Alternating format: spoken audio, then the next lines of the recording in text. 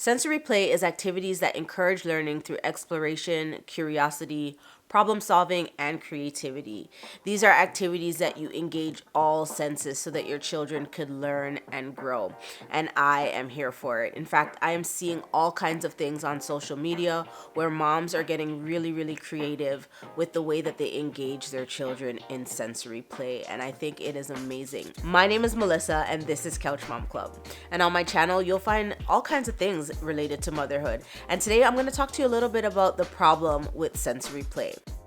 Now, don't get me wrong, sensory play is an amazing way to promote learning and growth for your children. It is one of those things where, as I mentioned before, you can get all your senses involved and you can find some really, really creative things to do with your children. And I think that it's awesome. You really can find limitless content when it comes to sensory play for your kids. If you're ever running out of ideas, just Google sensory play or sensory activities for toddlers or sensory activities for children, and you're gonna find a plethora of things that you can choose from. These kind of activities are meant to help your kids to grow, to encourage them to learn, like their language skills get expanded, their motor skills are tested, just the way that they're making different connections in their brain.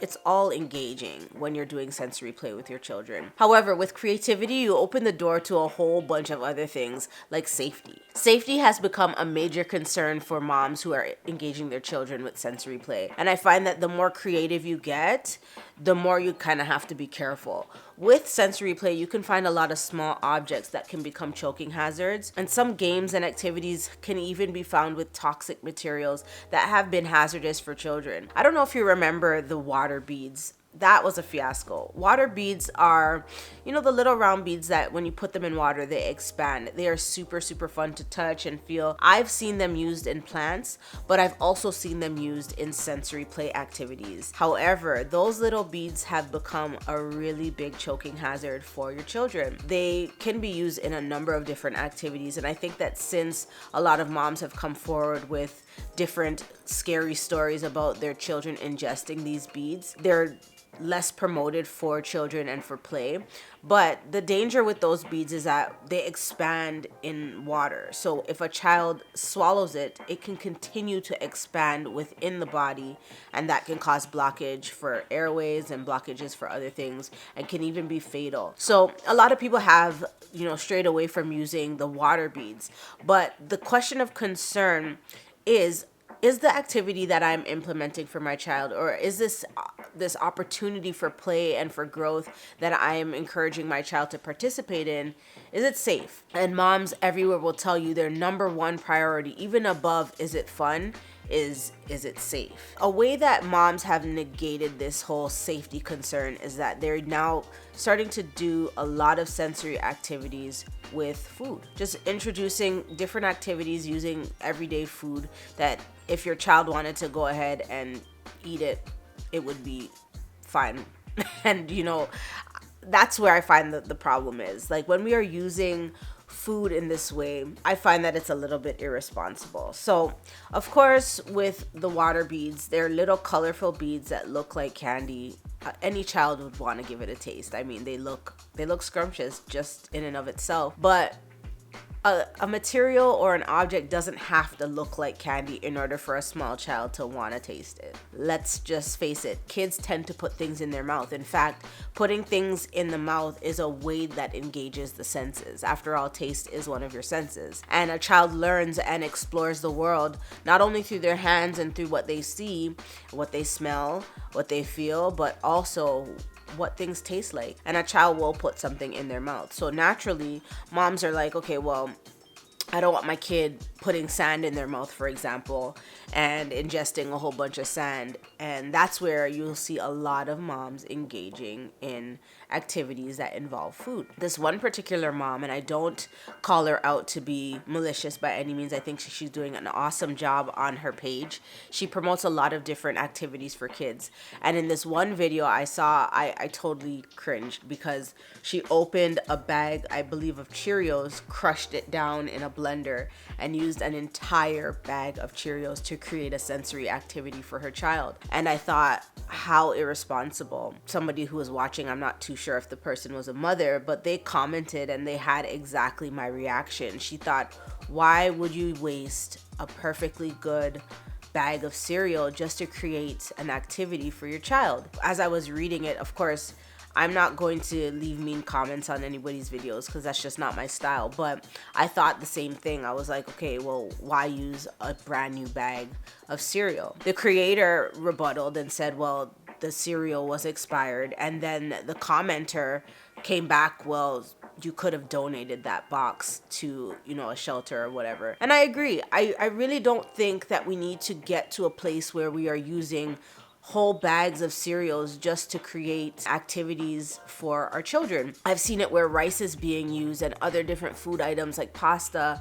are being used to create these activities. And I can't help but to think how irresponsible it is to do something like that. Maybe you are in a position of privilege where you can crush an entire $7 box of cereal and it's no problem for you. But I think that as creators and as influencers and as voices of authority in particular spaces, we have the obligation, the moral obligation to do what is right. And I feel that sometimes, even though using cereal might create the perfect environment for your child where if they put it in their mouth, it will be safe.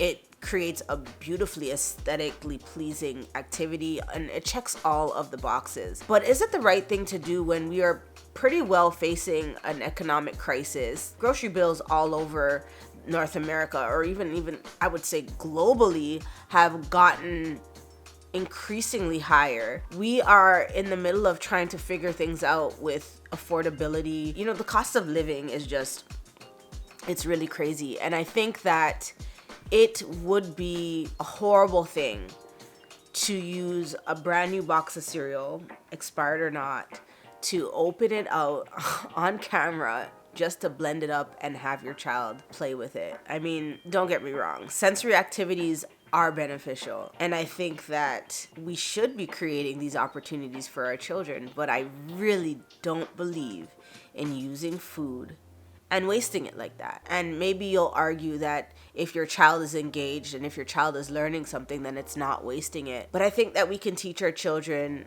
in different ways. And I think that we can engage them in different sensory activities that don't necessarily waste food. Now, of course, the sand thing comes to mind because that crushed box of cereal was to emulate sand. And I hear that a lot of parents are concerned with their kids eating sand. And nobody wants to eat sand. Nobody wants their child to eat sand. But can I be so bold as to say that we can teach our children not to eat the sand? Like, it sounds simplified, but I feel like how many times does a child have to have an icky experience? Or how many times do you have to tell your child no before they learn? And are they going to ingest enough sand between the time that they initially put the sand or whatever it is in their mouth to the time where you're able to effectively teach your child no? Are they going to eat enough sand that it's going to become harmful? I don't know. Maybe I'm oversimplifying it, but I know that in my home, as I'm teaching my children, as that I'm engaging them in different activities or whatever it is, if one of them puts something in their mouth that shouldn't be there, I am there to tell them no. Right? And I think that that's even a buzzword that a lot of you are going to get upset because dare I say no to my child? But this is just my opinion. I think that as we grow and we learn as parents and as we are watching and facilitating growth for our children, no is a very effective word. So I understand that, using food can create a sense of peace of mind for the moms that are engaging their children in sensory play. I know that kids will try to put things in their mouths, and more often than not, you'll find hazardous materials in non-food items. And I totally understand that. But maybe we can be a little bit more responsible with the activities that we are creating for our children. And if we are going to, use food, we should do it in such a way where we're not wasting it. The really, really cool thing about life itself is that we are actually living in a sensory world. Our senses are being, challenged, and growth is happening, and learning is taking place, and all kinds of things are happening in the real world. So if you are going to use food in an activity, use it in such a way where it doesn't waste the food. Use it in such a way where, a product comes from it, like baking, for example. Kids love to bake, and most kids love cake or sweets or cookies or whatever it is. Do something sensory in the kitchen that will result not only in a little bit of fun and a little bit of learning, but also you can provide a little bit of food for your family at the end of it all. I think that's a wonderful way to engage your children in the real world, because our senses are being challenged and we are growing and learning every single day as it is. As I said, to me, watching that particular video and other videos I've seen with rice, pasta, now cereal, I just don't like the idea, and I think that it's problematic. There are so many people who are hungry even right now, and a box of cereal would have gone a long, long way for them. That mom who posted that video, she argued that, the video is not for everyone, and I agree, it is not for everyone. But as I mentioned before, I think we do have a responsibility with the messages that we're sending out as content creators and as authorities in particular spaces, especially when it comes to mamas and their babies. It's cringe to me. Like, I wouldn't be using cereal to do any kind of activity, especially not an entire box, because hey, in my house, we don't play with our food. Here is a really cool video that you can watch if you want to do something creative for your child, and I'll see you in the next video. Cool? Okay, outfit change, next video.